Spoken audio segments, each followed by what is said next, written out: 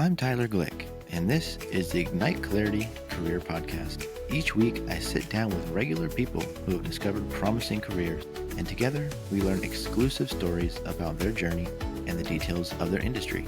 This is Ignite Clarity. Hello, Carmen. Hello, Tyler. How are you? Hi. Oh, I'm great. This is our late night edition, I'll call it, because I was trying to find a good time to do this, and we used to do it late evenings, but now we're doing nighttime when the kids go to bed. So this is much better for me, and glad you could stay up late with me. I got you, bud. Yeah. Okay, so this is actually take two for Carmen, because the first interview, it was amazing, but it was the first interview I ever did. Carmen actually came over to the house and we went over a bunch of questions, and man, it was sporadic. I have two under my belt now, and so we got Riverside FM working now, and we're just going to do a take two. So are you ready for that, Carmen? Let's do it. Okay. All right. So once again, welcome everybody. This is the Ignite Clarity Career Podcast. And the purpose of this podcast is to introduce and detail different industries, jobs, and careers so that people can be encouraged to explore new paths. There is not a single linear path to success that works for everybody. And you're going to hear that in every episode of the Ignite Clarity Career Podcast.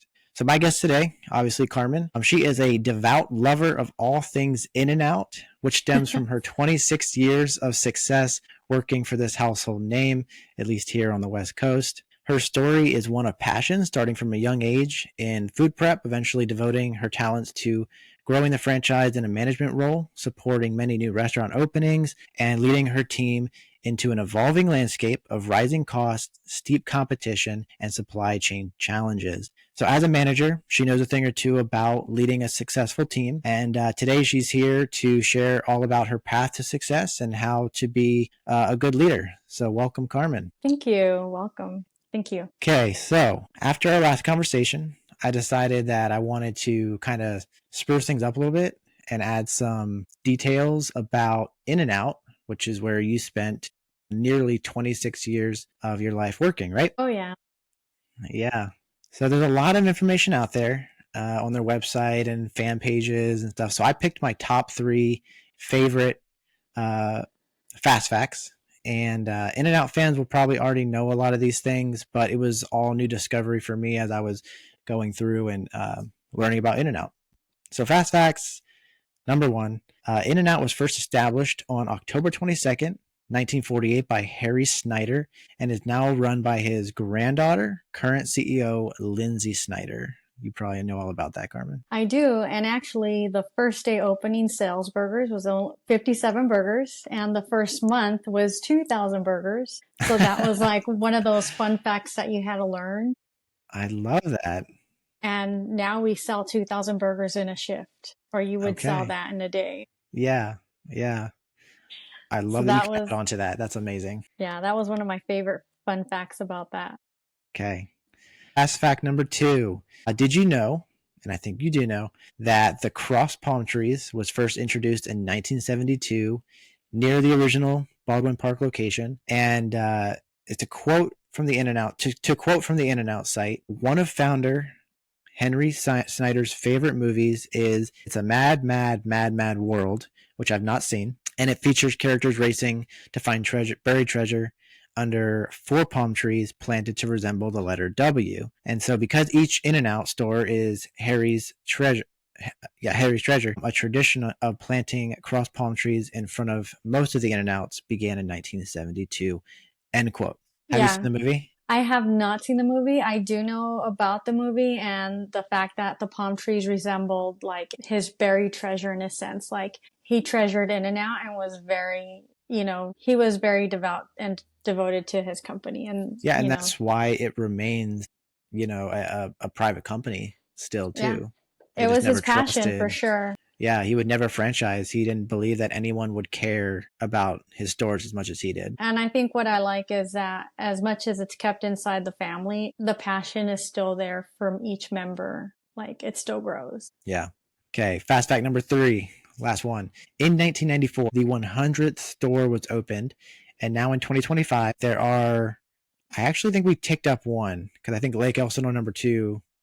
No, they're not open yet. But when I last checked, there were 423 stores and counting. That's an average of 10 new locations per year, since 1994. Oh yeah. They're still I can't keep up with how many stores are opening now since I've left, but I You know, know opening stores was a I think fun it's adventure. yeah, I think it's actually 424 because they opened the one in Washington. That's right. Yeah, and I only know that because I know someone who went to the opening on Oh opening day. wow. That's Actually, awesome. my last guest, Justin Brown, went to the opening of that In and Out. And those openings So, can be pretty insane.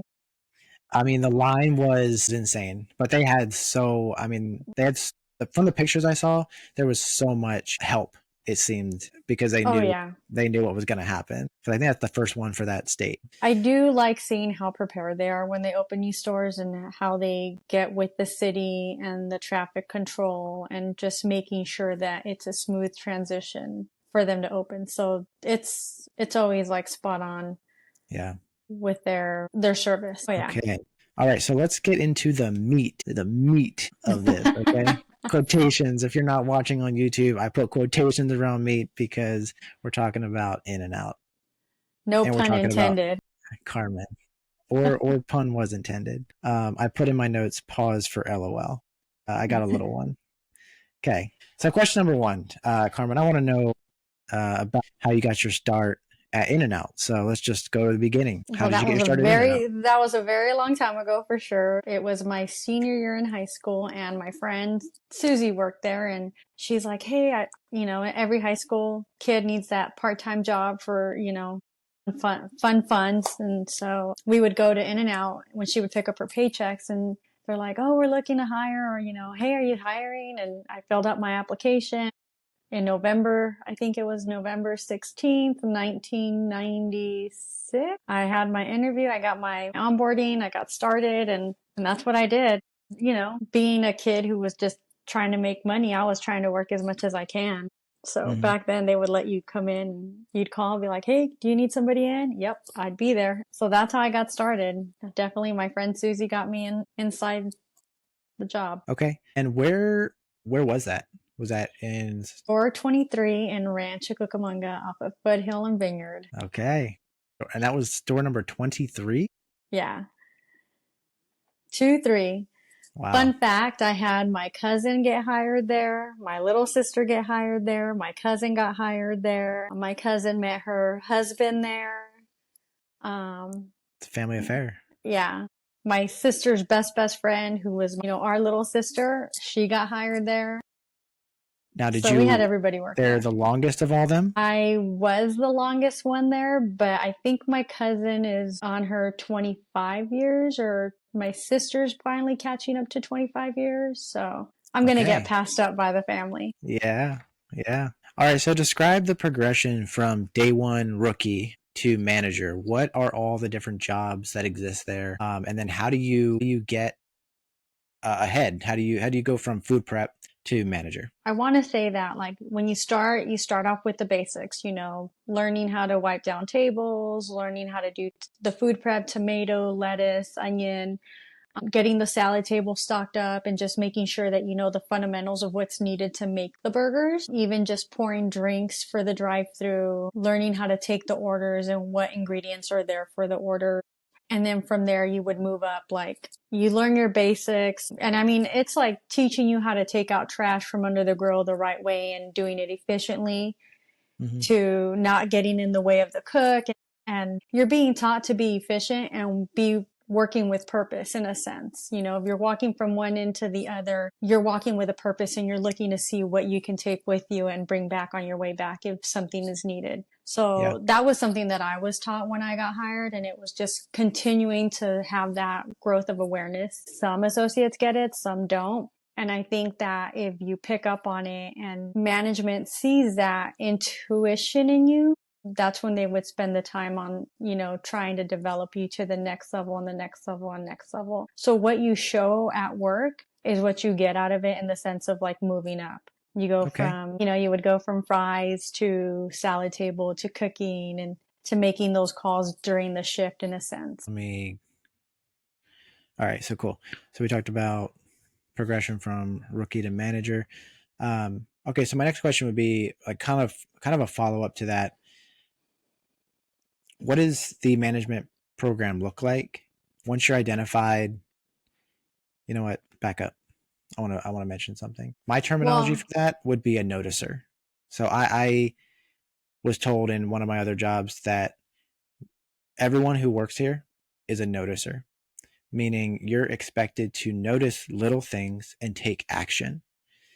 it's funny because everybody learns differently. And so when you're teaching someone the basics, you're teaching them how to think like an In-N-Out employee and how In-N-Out thought processes on how to function efficiently. And so you might have associates that might not pick up on it right away, but it's something that you kind of have to instill in them to get better for the company in itself. So you don't want them to fail, but some people pick it up faster than others. What is it though? Because I go into an In-N-Out and I see a well-oiled machine. Everybody knows what they're doing, and they know how to do what they're doing really, really well. Whether it's the guy over here chopping potatoes, the guy on the fryer, the guy on the grill, the person calling orders and asking if you want anything else with your food that you're about to take back to your table. So how does that get into the employee? Is it trained, or do you think they come with it already? Some have it and some are really trained. I think training is super important, and that's something that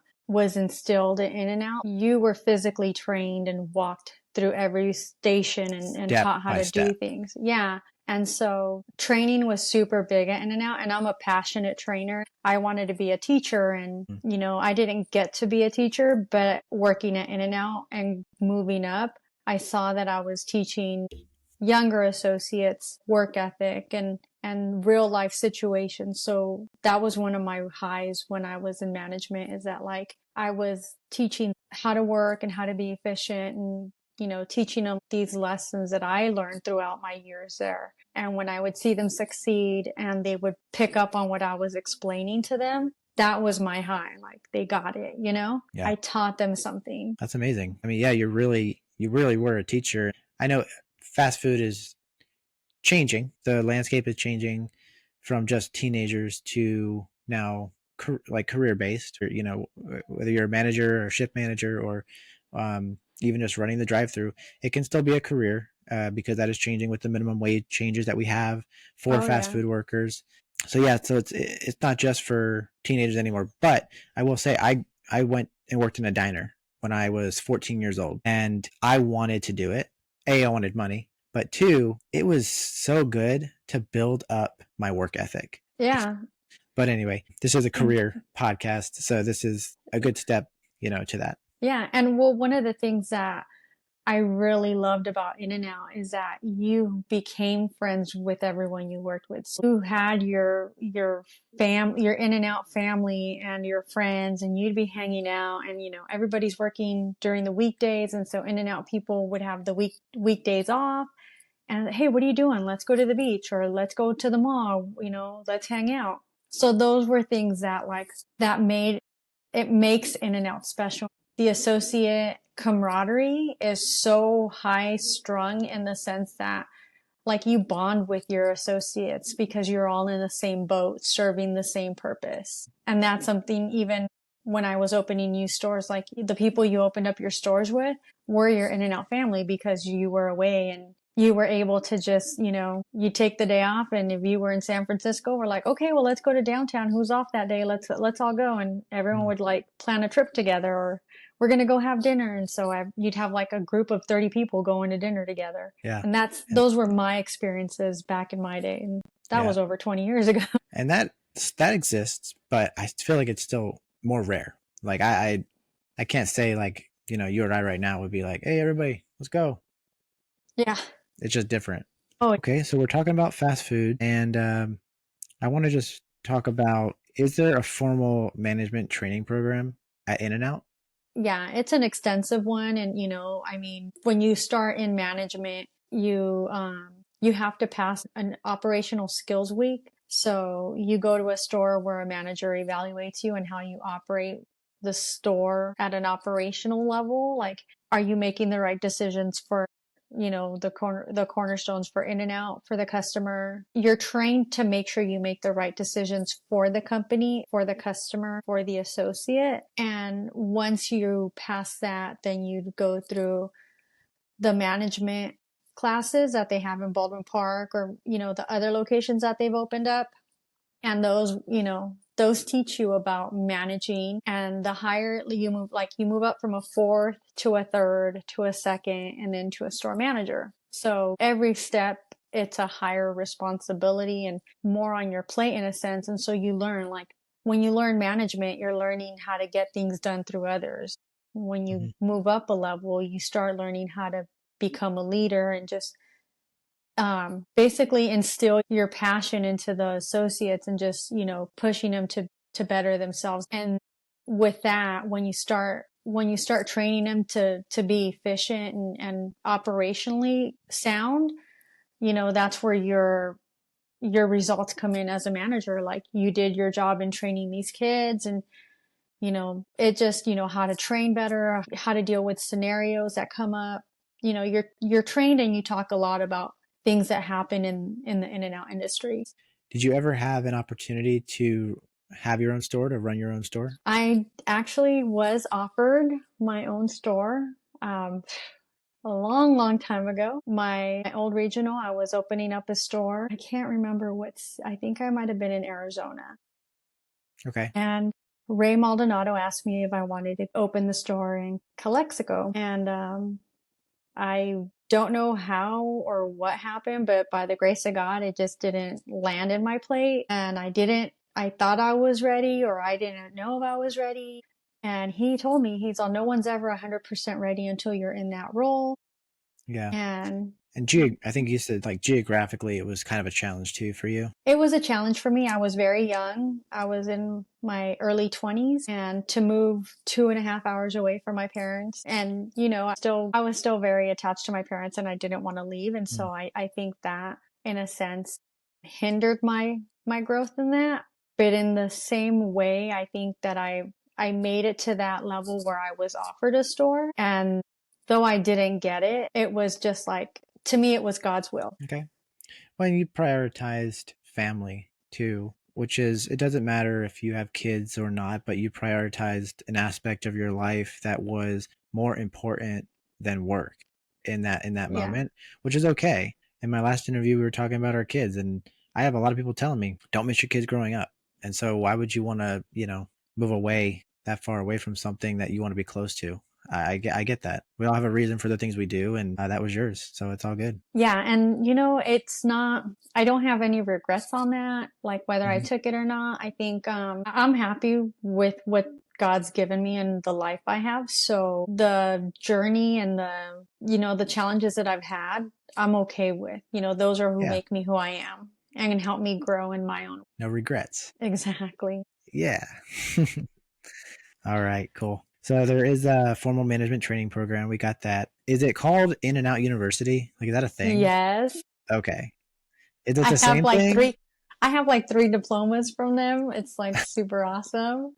Yes. Are they different courses? Or like, what is it actually like a degree? Well, you get your plaque, and it's super neat. Like your courses are based on what you learn and what you come up with, and even like the homework you do. So you'll take a week class for a third manager's class, and then you're instructed to like do certain things at the store with what you learned. And then when you come back to your next following class, it's what did you get out of that, and how did it feel, and how did your associates interact with what you did that week. And so they teach you and work with you on how to engage with your associates so that you can connect with them and get a better result work wise. All right. So it's an awesome, they really do have an awesome program. And Yeah. I mean, it speaks to why they are growing the way that they're growing, and they put a lot of systems in place to ensure that continues. They're good programs. And you end up leaving, every time you leave a class, you're just so hungry to learn more and teach more, and you like want to change the world. And you're not going to change the world, but you want to. And it's just one burger at a time for sure. Yeah. Or really it's one customer at a time, because it is the product you're selling, but it's how you interact with the customer when you're giving them that product. They came in hungry, and you're going to give them maybe something additional than just the burger. So, all right. Next question I have for you is, what were some of the challenges you experienced as a manager at In-N-Out? you'd have a lot of challenges. Some challenges where if you were scheduled to run a shift with 20 associates and you're down to 15 and you're expected to perform with, full operationals and you don't have the manpower and then you didn't have the greatest operating shift that day or that night. Every shift you left, you were taught to just think about what you could have done differently and how you could have gotten a better outcome. And I think that's something that In-N-Out really instills in the managers is like, how can you be better the next time if it didn't go good the first time? And so even though it didn't go good the first time or, something went wrong, it's not like you're a horrible manager. It's just you learn from that experience, especially if you haven't had that experience before. Of course, there are those times where like you make the same mistake over and over again. And that's when you start being coached on how to think differently because it's the thought process that you have that determines the outcome you have. So if you're constantly doing the same mistake, then you need to be taught how to think differently and you have to be held accountable. And so being held accountable was something that like I never liked. I was that kid that never liked getting in trouble. So if something was wrong, I was like 10 times harder on myself than my manager was. So. And that makes sure that it does not happen again, right? Yeah, you always try to do better every single time next time. And I think even another challenge, I think, was when you have those associates that try to undermine your authority in front of people and, you have to put your foot down in a sense and not let them run all over you. And I'm 5 foot nothing and, I'm little and I have a very meek voice. And so, I could be talking to some associate that's, 6 foot something, 2 feet, a foot taller than me. I'm like looking up at him and I'd have to stand on top of the sidewalk like, wait a minute, let me talk to you. But you did have some associates to try to undermine you or just question your authority because they thought they were in the right. And you had to learn how to take the emotions out and deal with results and objectives. So you might be high strung and high tone at the moment, but you were always taught to like walk away, rethink, react, and reassess in a sense, like reassess your actions and your thought process before you confront this associate because you never wanted to confront someone in anger. Yeah, you need an action plan. I mean, I've been in situations like that where I literally feel my blood boiling. Like it just, my whole body, my head goes hot and I'm thinking of 1,000 things I could say, but you never want to say what you're going to say when have boiling blood. Yeah. So I like that advice. Yeah. I'm a spicy Latina, dude. I have to put mild sauce on me sometimes. Well, and I think people who want to be successful have to be able to have control. But I also believe that people who are successful have the fire. Yes. They use it when appropriate and then contain it when it's not time for that. And it's a really good tool to use as a manager and a leader or a business owner. Oh yeah. Everybody. Yeah. Everything that involves that type of. I learned this at In-N-Out big time is that you cannot let your emotions get in the way. And I'm a very emotional person. Like I led with my heart because I have a lot of compassion and passion for my associates and for the company. All right, so that's all good stuff. We'll go into our next question. What were some of the victories you had? We talked about challenges, but it's always good to highlight the victories. I think some of my victories would be, two of my memories that I have is when I was opening the Tucson store and we had the most amount of burger sales that night.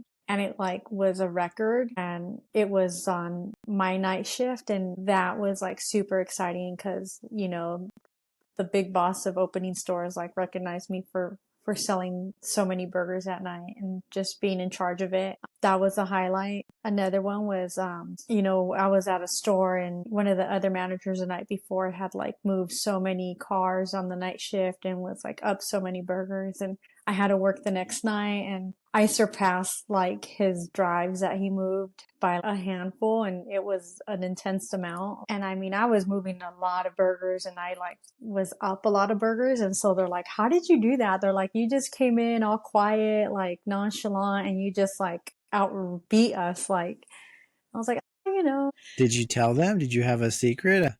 I think my secret, it wasn't a secret. I think it's just what In-N-Out teaches and instills in us is to give expectations at the beginning and expect those standards from your associates and hold them to that. Like, all right, don't let it up. And you're being a cheerleader to them and you're helping them achieve that goal by, operating freely and going back and forth to helping them Mm-hmm. and just showing them that you're there for them. It's just, you have to literally be constantly moving around and, you can't manage just from one location. One of the things In-N-Out developed while I was there was a hands-free position so that you can consistently monitor the quality, the cleanliness, the operations of it. That's a total high when you can operate and be efficiently and maximize with your labor in a sense. Like you're meeting all your goals and your burger's up. Those are always highs and victories. Yeah. When I think of where do you want to lead? If you're in a line of people working, do you want to be at the front leading them, showing them where to go? Do you want to be in the back watching where they go? Or do you want to be in the middle? And I believe you're supposed to be in the middle because you can see where your front is going, you can see where your back is going or has been, and then you can give direction to both so that you don't stray and you don't wander. And I think that's just an analogy of basically what you're doing there is you're not just at the back with a whip or at the front barking orders. You're in with them as a support system, making sure that they know what they're doing and that you can give them advice for correction or guidance and for them to improve. So that's perfect. I miss that. I miss that rush. I miss the challenge of moving burgers in a fast, efficient way. That sounds like so much stress. I'm telling you, 26 years of my life, and it was like that good stress that just kept me going. Like a runner's high, kind of? Is that why you Yes. run? Yeah. Yes, definitely. Okay.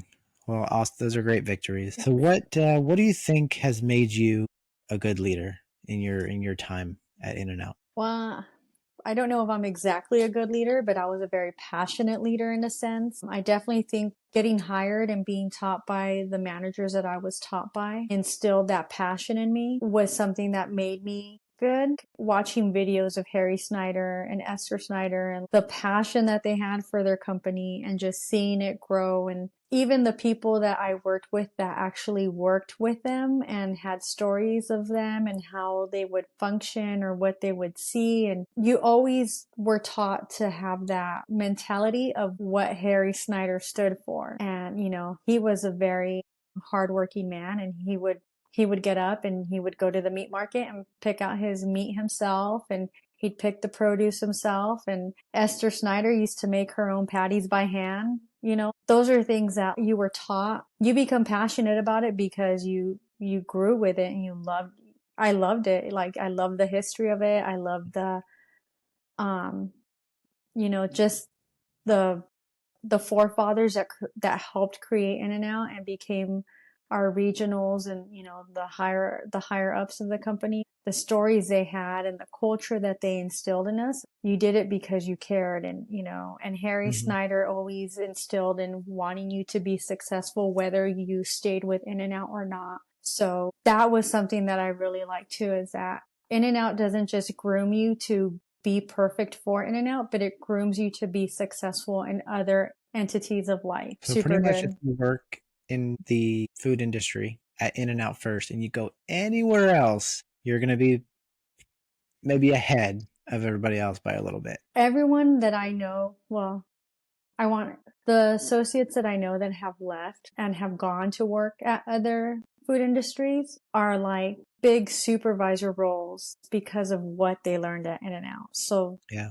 Because they I got the training they needed to do that. Yeah. I went through a Chick-fil-A and I ran into an associate that was like barely a level 6 or a level 5, which is a grill or salad table. Okay. And I ran into him at a Chick-fil-A in the drive-thru and he's like, "Oh, I'm the supervisor here." I'm like, "Really?" He's like, "Oh yeah, the stuff I learned at In-N-Out had me prepared for this." Those are the things. I mean, even the things I learned at In-N-Out while transitioning to my new job, like I was already ahead of the game with learning, and it's going from burgers to lumber. Yeah. Yeah. And maybe I didn't explain that well at the beginning, but you did decide to step away from In-N-Out after almost 26 years. You were a couple days away from your 26-year anniversary, but we could talk about that a little bit at the end. So what was the arcing reason that you decided to make a career out of In-N-Out? Like there had to be continuous reason for you to stay there for that many years. So what do you think was that main reason? Well, I think I was trying to go to school at the same time. And when I first started, I wasn't much into the classes anymore. So I just kept learning more at In-N-Out. I was, just learning and growing with them at the level. So that's a little bit of a tangent. You went to college? I did like about a year at junior college. Okay. I attempted to do all my prerequisites to transfer, and I ended up just working a lot more than studying. And I was like, well, I'm making some pretty good money, so I guess I'll just keep going. And that's Yeah. what I ended up doing. Sometimes I wish I would have gone back, but at the same time, I've learned so much at In-N-Out as well. So yeah. All right. So big fun question. Have you ever met anyone famous while working at In-N-Out? I have. Okay. Now, so my first Let's name drop. one I met Mario Van Peebles, which is like an actor from the 80s. I met the Pine Saw lady, who was a commercial lady from the 80s. I met Yeah. Gina Davis. I met Shia LaBeouf. I met Joe Jonas. And I think Paris Hilton went through my drive-through in Cabazon. I love that. I mean, I specifically like Shia LaBeouf. That was my biggest high because like Yeah. I always had a little crush on him since he was like in Transformers, and he was at the drink station, and I just like wiped the drink station. I'm like, hi. That's awesome. Was he like I dressed was in like so a hat? Like was he starstruck. like all buttoned up? Or like No, was it just very like whatever? it was before he became like super, hat on and Okay, all right, yeah. didn't. But it was during like Coachella, I think. And man, just seeing him and being close, like 2 feet away from him, I was like, wow. Okay, so that's really funny because I recently saw I think it was either like a TikTok or something of Zero from Holes, which that is, he plays Hector Zoroni, Oh yeah, yeah. but it was played by, and I'm not even sure how to say his name, like it's KHLEO, like Kilo or Kylo Thomas. But I recently saw a TikTok from him where he was showing one of the props that he took from the movie Holes, and it was the treasure that he pulled out of the hole, Oh, how and it's funny. had his name on it, like the Stanley Yates or whatever. Stanley Yetz, Stanley something, yeah. yeah. And it was his last name, and I just thought Yelnats. Yelnat. Oh my gosh, I can't believe you remember that. That's crazy. I've watched that Because movie it's like Stanley spelled backward. I never put that together, and I've seen that movie like 50 times. But that's really funny because I just saw him. It looks exactly the same as he did. His hair's less poofy now, but that dude seemed to not even age. But anyway, that's a funny connection. Okay. Yeah. And Joe Jonas, you said? Or Yeah, Nick? I got to see Joe Okay. Jonas. I That's think cool. yeah. They're still big. They're still cool. Yeah, and I think In-N-Out really tries to just Be casual, chill. be casual and always make them think like, hey, they're just a customer. You're They don't just a want to be regular person. recognized. Yeah. It's neat because you want to make sure that they're not uncomfortable and stuff like that. So Mhm. you kind of just Yeah. you really try to be chill. I've never met anybody famous. I don't even know what I would do if I think the only person I would care to meet would be Tim Allen because he has been the face and the voice of so many childhood movies, like the Santa Clauses, every single Oh one of yeah. them, all the Toy Stories, like that would be even his like random TV shows that he does on ABC and stuff. Yeah. There's like the He would be a outdoorsy good one that he one. did. Tim the Toolman Taylor. Oh my word, I grew up watching all those with my dad. So anyway, that's a tangent. I did miss out on Tom Hanks going through the drive-through at a Fontana In-N-Out. Oh, no, okay. Yeah, I was That gonna say, one were all those other ones at what location was that? The Coachella? Those were pretty much all yeah, Coachella. I was at Cabazon at that one. All right. We'll do 11 and then we'll finish with a fun question. What influenced your decision to leave after nearly 26 years? Well, there was a job opening in this company that I work with, Now, and currently. Yeah, after you left. it was a Monday through Friday job. And after being with In-N-Out 26 years, my husband and I had just um, celebrated our 10-year wedding anniversary. We were in a safe financial situation where, there was no pressure to work for bills. I had to put my heart in place and saying, okay, well, what's more important? Like working weekends and missing out on growing my relationship with my husband, or taking my weekends off and working Monday through Friday, being home at night and having my weekends off and enjoying life with him. First and foremost was something that I never really did as a 20-year-old. And I felt it was time for me to do it. And yeah, it was a hard decision. It was a hard decision, and I didn't want to do it at first. But I really prayed hard about it, and I thought about it, and God showed me an opportunity to have a lateral move in a sense. I want to get on the same schedule, and if you have that opportunity, yeah, why not take that? We go to breakfast, we have coffee in the morning, like we do our little things together, and like I enjoy my husband's company 110-fold. And that's how it's supposed to be. The union was first, the kids were second. Now they'll always be prioritized. They have to be cared for well, but the union comes first. So and my that's 2 cents. something I agree with 100%. Awesome. Your best friend and your partner in crime is forever, forever, that shouldn't change. Yeah, that should not change. Your son or your daughter should not become your partner in crime. You got to remember who your number one is. Oh yeah, absolutely. That's why, that was my big decision and my factor of being ways with In-N-Out. And it still holds dear to my heart. I'm sure you miss it, and people miss you, I'm sure. Yes, I miss it. I can't go to an In-N-Out and see the kitchen, because if I see something that isn't right, yeah, I'll cringe and I'll be like, no, the floor's dirty.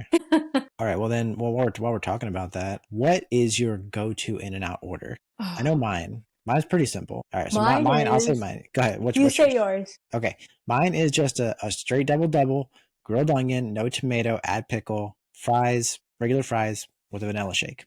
I'm pretty easy. Mine would be a double single, animal style, ketchup, mustard instead, chopped chilies.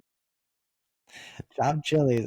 I just heard that the other day, or I saw it on a site. Somebody put chopped chilies on there, and they put it on their fries too. And I was like, that is an interesting. Okay, and they put a chili in their Coke too, or they took like one of the things and put a bit in their Coke, and it was like spicy Coke, and I was like, oh, okay. I don't know why people have to do all that crazy stuff and put it on the internet. It was funny. It caught my attention, but it does. But man, like I can't wait to share this with In-N-Out fans. But I think I've even seen the one where everyone wants everything wrapped, like their meat patties wrapped in whole grilled onions, and I feel sorry for the cooks having to do all the whole grilled onions. Yeah, I think the whole grilled onion, has that been around for a long time? I feel like I've been seeing it more and more though. Like my parents order that, and they're not even from here, but they know to order that. Oh yeah, it's been around since I started. Okay, all right. I feel like it's gaining some more traction. People are seeing it a lot. Oh, it's crazy.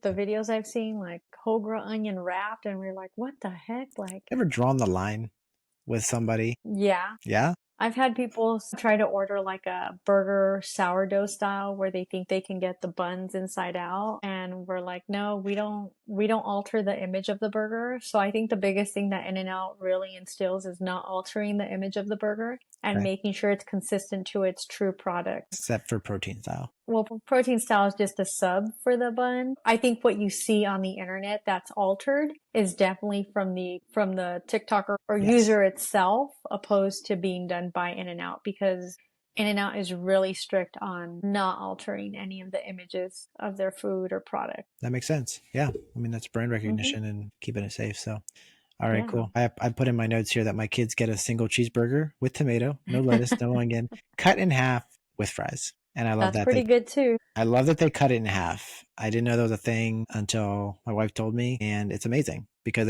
neither of them eat a whole burger. So they cut in half, you each get this, save me some money. It's good stuff. In-N-Out will always remain the best value. And actually, I think I might have some Chick-fil-A interviews coming up here, so I'm not going to say anything negative about Chick-fil-A, but oh my gosh, I spent so much money there the other day. But it was good. It was absolutely delicious. They have a pretzel bun sandwich right now. Oh my gosh, it was so good, but it was expensive. All right, last question I have for you. We've been going, oh my word, we just hit an hour. Wow. Okay. Do you have any cool keepsakes from over the years? What do you got? I have my apron pin, Okay, classic. classic. I do have my 25-year, Oh, let me see that thing. Get that even my closer. ring. Go up a little bit. Yeah, that's cool.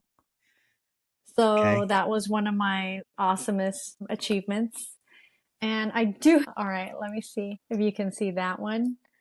It's my little cookie What? What jar. is that? It's a cookie jar. That's so cool. It was a Christmas present. It's one of my favorite Christmas presents. Hmm. And you say My you have cookie jar. Monopoly too? Do you have like an in-and-out Yeah, I have Monopoly? that stored. I have Okay. that All stored right. That's the away. way. Yeah, it's put away. Is it still in the plastic It's, though? Is it like a I collector's think thing now? I think I do have it in the plastic or yeah. I knew it was going to be a good one, so I didn't get rid of that. Yeah. All right, Carmen.